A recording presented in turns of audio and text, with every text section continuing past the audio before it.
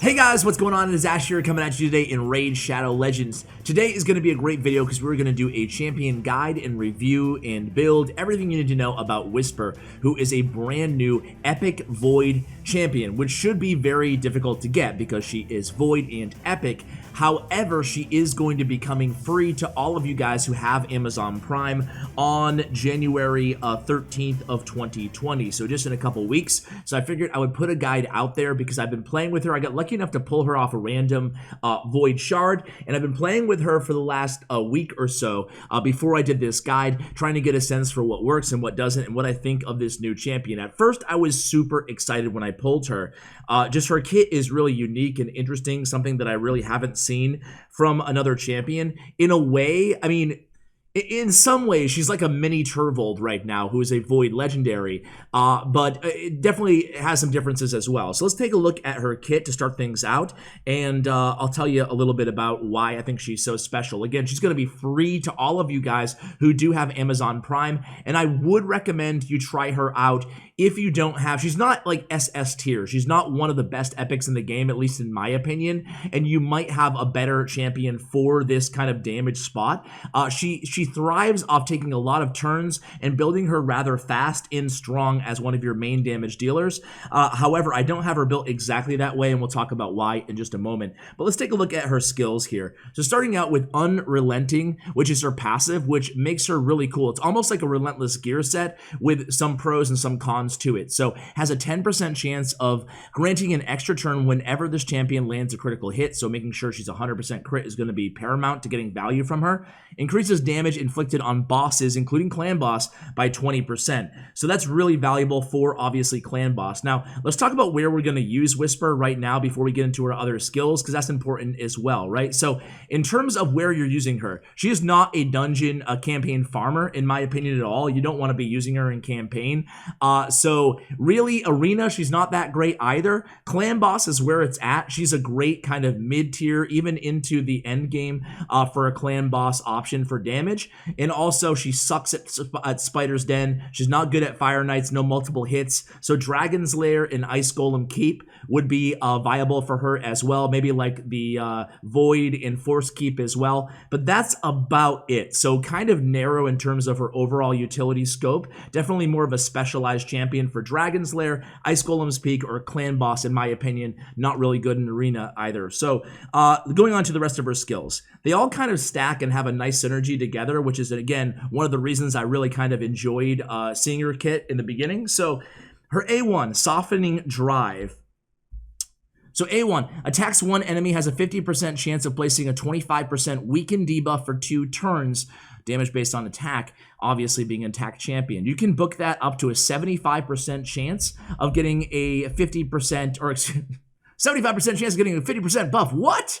That's insane. Or debuff. It's actually, you can book it up to 75% chance of getting that weaken. So what does weaken do? So weaken, she has the good weaken, the 25%. Here is exactly what it does on the screen right now. As you guys know on the channel here, I know this might be obvious to some of you guys, but I really want to make it a point to talk about each of these abilities on all of my champion guides. So weaken applies a weaken debuff on enemies, so they will receive additional damage from your champions in battle. There are 2 versions of weaken debuff, 15% and 25%. Again, Whisper has the good weaken debuff, similar to Turvold on her A1, just like Turvold's A1. The first weaken debuff increases the damage received by enemies, champions, by 15, and the second by 25. So there it goes. A weaken increases the damage by your other allies on a specific enemy. Again, very good for the dragon, for clan boss. So on her A2 here, now everything kind of synergizes. So again, her A2 is on a 3-turn booked cooldown,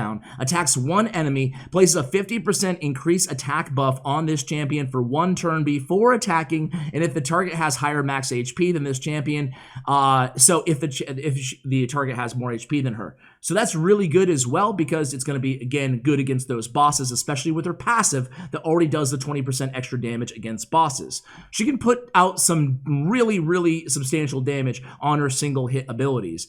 Will ignore defense if the target is under a weakened debuff, so so obviously it will be under a weaken debuff most of the time here, especially if you have another champion that can put that weaken on. And then her A3 kind of brings everything together here, unyielding a flurry, and you're really going to want to book her out if you want to make her one of your go-tos, because the cooldowns on the A2 and the A3.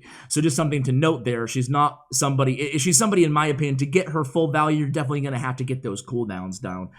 So attacks one enemy 2 times, grants an extra turn if the target is under decreased defense and weakened debuffs. So again, you can essentially land that weaken and then go right to the A3 and then to the A2. She does not have a decreased defense buff on her, so you're going to need that Tyrell, that Madame Cerise, or whoever to get that decreased defense on the same team as your Whisper to take full advantage and getting that extra turn, which is really important. Now, I hate that this is a 6-turn, 5-turn win when booked ability here. I feel like it should be 1 less turn to make her a little bit more substantial, and that's kind of one of her limitations in my opinion. Her passive definitely makes up for it, and her aura is just increases ally attack in dungeons by 29%, which is, you know, just all right, I guess, very average aura in my opinion. So that's her kit. Again, it's interesting, it's unique, it has a nice synergy about it, and let's go ahead and talk about her artifacts here. How are you going to take full advantage of Whisper? So I think she does well in a lifesteal set, and that's what I have on her right now. One thing about her total stats, before we look at every individual piece and talk about where I could improve on her stats, I mean, one thing's going to be glaring out the gate here. 148 speed. I really, instead of a crit damage set, I should probably have a speed set on her. I really want to get that speed up to above 170 on her. Again, turn meter manipulation, getting those extra turns is really important on your Whisper. So I could give away some of this attack. I could give away some of this crit damage in exchange for a little bit more speed, or a lot more speed on her. I want like 170 to 180 speed on Whisper. So that's something I could definitely improve on these stats overall. And granted, I am using max gear, so take that into account. You don't need to, unless you're going after like end game clan boss, you don't need to have these exact stats as I do. But I think that all said and done, I'm going to rank her too, or review her, because there's only 10 reviews, and I've actually played her a lot, so I think I have a lot to add in each of these areas. So I'll do that at the end of the video. But going on to the set here, you really want to be focused on getting her attack up. She is a damage dealer, so having that at a crit rate at 100 is 100% what you need to be doing. Giving her a little bit of defense, giving her high attack is going to be important as well. Obviously, as you would any other damage dealer champion inside the game. In terms of other priorities, again, speed is going to be very important, and also getting that crit damage up and some accuracy to land those weakens. So accuracy 164 that I have on her right now isn't that bad. I would like to see that closer to 200, especially as we go on to Nightmare and Ultra Nightmare clan bosses. So that's kind of an honest review of how I have her built, but she's hitting hard. We'll see that in a moment here. So my crit damage, my lifesteal sets right now, crit rate, accuracy landed as substats on a bunch of these, rolled as substats on a bunch of this gear here. So if you don't have a life steal set, you can go ahead and go with, you know, if you need the crit rate, go with a crit rate. I would go speed definitely on her. You can even go relentless if you wanted to have that even extra chance at an extra turn. So there's some flexibility there, but, you know, offense oriented, obviously you guys know the stat breakdown here. On your gauntlets, you're going to be going crit rate mostly, unless you're lucky enough to have such good gear that you can get that crit rate to 100 without going crit rate on the gauntlets. On the chest, I went attack again. If you want to give her a little bit more survivability, which you could probably make an argument for, you can go defense, probably defense. You could go HP as well on the chest, and then you definitely want speed on those boots. So those are the 3 most important. Again, with the amulet, you want crit damage on her as well. So in terms of the banner, you want accuracy. I didn't have an accuracy banner for her for Knight Reverend, so I went with attack. You know, it's not too bad, and it has 7 speed on it, so I'll take it. And then the ring, you just want to go really anything with good rolls, good substats there. So I went defense. It is what it is. I'm going to be using her in Clan Boss, so I probably won't be using her on my main team, but I would use her on Clan Boss if I didn't have like Turbold. So anyway, my overall thoughts on Whisper is, if you need that heavy kind of damage dealer on single attacks, let's look at our masteries here. Obviously, you're going to be going War Master. At least that's what I recommend. I recommend offense and defense, even though I've seen some early guides online recommending support. It's really your choice. Do you want that extra accuracy? Or do you want the defense? Do you want retribution? It's all, for me, it was all about retribution. 50% chance of counterattack when the champion loses 25% of their max HP or more from any single enemy skill. So that's pretty good against the AoEs of the clan boss, against everything from clan boss. So I really want that counterattack since I'm not running a counterattack champion with her on my clan boss teams, okay? So if you're not running a counterattack, I would recommend you get retribution. If you are running counterattack, I still wouldn't be scared to go down the defensive tree, but then I think it's fine to go support. And War Master is really where you want to go. I know you probably can't see it with my overlay, but that's where you want to end up. One thing to note here, if I was to redo my offensive tree, I went with Kill Streak and I went with Blood Shield. That was primarily for dragons and for other dungeons, but I wouldn't for Ice Golem and Dragon. But if you're just going to use her for clan boss, I would actually go methodical on her. So if you're just building her for clan boss, which I would probably recommend, it just depends on what you have, what champions you have and what you need, right? I would go methodical. Okay, so I feel like I'm rambling a little bit extra in today's video, so I'll try to get to the point here. Let's go ahead and review her, then we'll send her into a clan boss battle and a dungeon or so. We'll send her into Dragons 20. So let's go ahead and rank her now, guys. I just gave her a 5 in clan boss because, listen, she's not... If you were going to build the best clan boss team ever and you had every champion in the game, you wouldn't be taking Whisper, okay? Let's not kid ourselves here. She's not doing that insane amount of damage, right? But, you know, you don't. The reality is you don't have every champion in the game, and some people often overlook that, other YouTubers as well, right? They're just like, okay, well, I have, like, for me, I could be like, I have Turbold, so why would I need her? She sucks. That's not how you should be judging these champions. In terms of an epic Void champion who you're going to have for free, I think she's really serviceable, so I gave her a 5 in clan boss. You can see 5 confirmed, done. Now, in terms of campaign locations, I'm going to give her a 2. In terms of arena offense, I'm going to give her a 3. In terms of Dragon Lair, I will give her a 5. It's either a 4 or 5. Again, it's hard to look at it in a vacuum. I'm going to give her a 4, but you could maybe give her a 5. I think that maybe I'm a little bit too stingy with my 5s in general, right? Arena defense, I'll give her a 1. A Void keep will give her a 5. We'll give her a, I'm not going to do all the keeps. Fire Knight's Castle will give her a 1. She's no good in Fire Knight. Ice Golem Peak, I'll give her a 5. I think she's good there. In Spiders, I'll give her a 1. I don't know why people are ranking her good in Spiders. So that's going to be my rankings on her. Now let's go ahead and see how she does inside the actual, inside the dungeon. Let's start her out on Clan Boss, and let's see. Let's attack. Let's open this first. By the way, we do have, like, I think 2 spots open in my clan right now. If you guys want to join, it's CWA YouTube, CWA space YouTube, or CWA5 is the abbreviation. So, all right, got some all right gauntlets there. So we're going to try her on Brutal because, again, I really need that defense a little bit higher to start taking her into Nightmare and Ultra Nightmare. I could run it right now, but the results I don't think would be fair because she really needs more speed on her and a little bit more defense in exchange for the attack. So anyway, and their accuracy, honestly, for Nightmare and Ultra Nightmare is a little bit high. So let's do Brutal here. And if you guys would prefer me just run them into the deep end, into like Ultra Nightmare in future videos, I'm happy to do so. But I want to be fair to the champion as well, okay? But just let me know in the comments. So we're going to go ahead and sub her in for Turvold in this team. I don't have any great, yeah, this is an all right team. Let's go ahead and put her in there. I just hope she can, yeah, Vrask will heal her up. So let's go ahead and see how she hits. Another thing that I should mention, where the heck is she? I hate when you're like, you feel like you're staring at the, okay, there she is.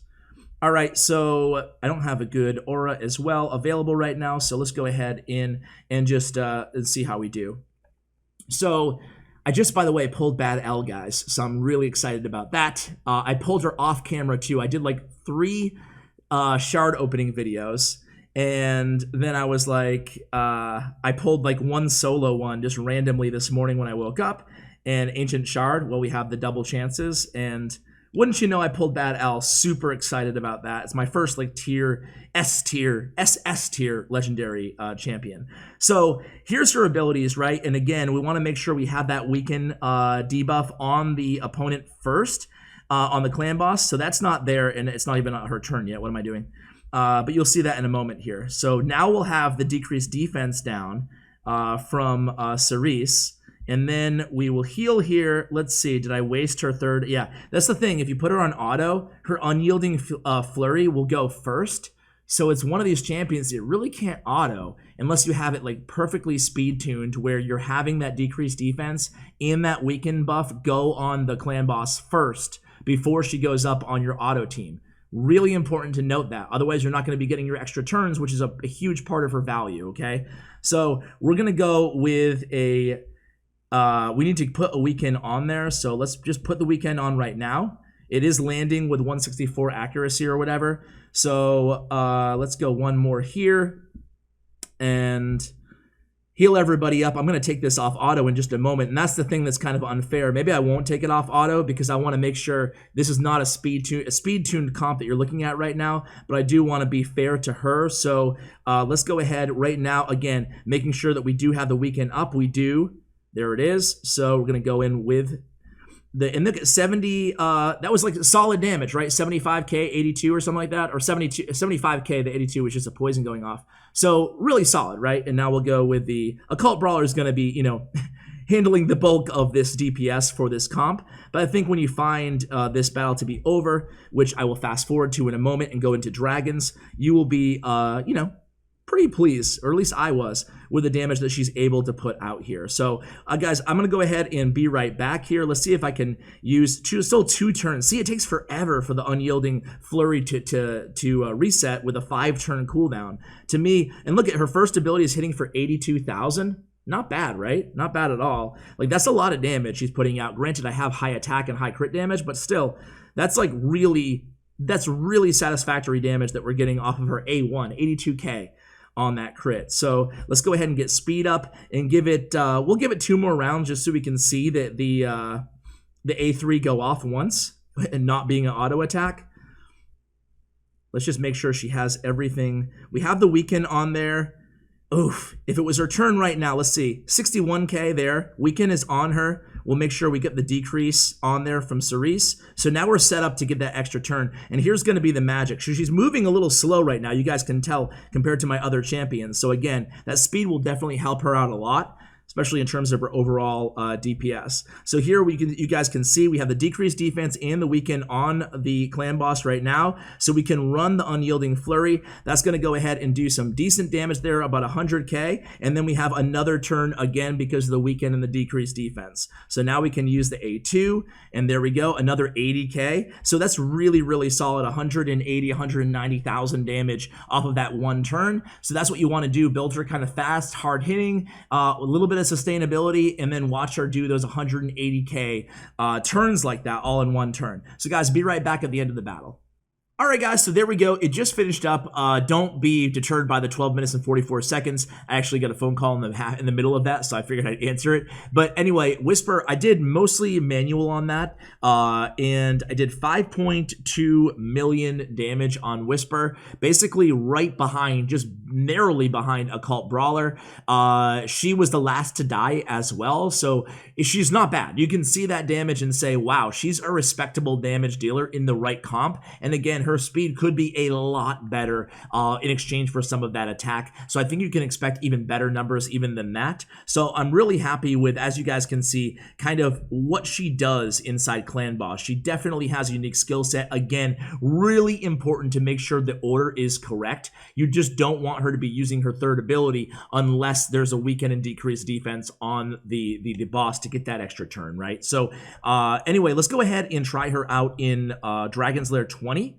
And see how she does here. I don't really know. Okay, I'm just going to, again, slot her in right there for Turbold and see how we do with this comp here. I think it's all right. Let's see. Yeah, it's fine. I don't have any. My affinities are all screwed up, so we'll see how we can do. So with Trash Mob, she's not going to be good. It's going to take a while, actually, to get through these first 2 rounds in Dragons 20 because I don't have, like, any strong AoE. I have, yeah, I don't really have much of anything in here, honestly. Just the stun of Miscreated Monster in this comp. So we're just going to kind of wait for Cold Heart and Whisper to kind of DPS everybody down. I'll come to you guys when we get to the Dragon. All right, guys, so on to the dragon here. What we're going to do is just start out by cycling, making sure that we get the weaken and decreased defense on this dragon so she can really shine. So just kind of cycling our A1s here. And we can't do it yet because we don't have that weaken up right now. Let's see if we can land one here. It was resisted, so I need that higher accuracy because without that weaken on there, she's going to be largely negated. So I did get the decreased defense on there, which is good. But again, you know, it's all about, lest I keep repeating it over and over again, it's all about that weaken. And we're not even going to be able to kill this dragon right now. We don't have Heat Seeker up either. So let's go ahead and put some speed on. The shield should keep us nice and protected. We'll go with the A2 for now. And you can see she did pretty well there. Now she has the extra turn. But again, no weaken up there. Let's see if we can land it this time. And weaken did land that time. So we got to resist. Not what we're looking for, but I think we can just cycle back and get that A3 down before, yeah, certainly before those 2 turns are over. And that's why just kind of outpacing your opponent's going to help as well when it comes to, let's see how much the Heat Seeker can do. 541,000 damage. Thank you very much, Cold Heart, for carrying the team here. But yeah, so now we'll be able to do her A3, get this kind of chain together here. So there we go. And she's doing decent damage, you know, nothing as crazy certainly as Clan Boss, but she's respectable, right? I think that she can be on a team and, like, you know, serve her role. Again, not S tier, but she's not gonna, like, I feel like if you equip her decently, her survivability is pretty decent, and I feel like she'll be okay. So we don't have a weaken on the dragon right now, so let's go ahead and put one on, and then we'll get the increased attack on her A2 next time it comes around. So sometimes, again, this is not optimal in terms of our speed tuning on this, but you'll see either way. And this time, again, because I'm not on auto, don't really hold it against this this comp. It will go much faster. So now we can actually get the increased attack on that A2. She hit for, what, 30K? I mean, 80K or something like that. So we're almost away from one more Heat Seeker, and that should pretty much finish this battle, I believe. Let's go ahead and see if we can get it in. Oh, crap. I didn't even notice. This is why you can tell I never go on auto, or it's very few and far between. Let's see if we can land the weaken there. We did. Cold Heart, I didn't even notice her HP. 665 damage on that. Yeah, that's why Cold Heart is so good. In case you haven't seen my guide on her, don't miss it. So again, she did, let's see, just under 1 million total damage. So definitely a good kind of second option to Cold Heart in Dragons 20. This I don't want, so we'll go ahead and sell that. So guys, that's all I have for the video. Enjoy Whisper if you're lucky enough to get her from the Amazon Prime in a couple weeks, or certainly prepare for her now if you want to use her. You can see that she does really solid damage. I felt like she performed well in both D20 and in Clan Boss in today's video. So with that, guys, thank you so much for watching until the end of the video. I really appreciate it. And as always, take care, guys.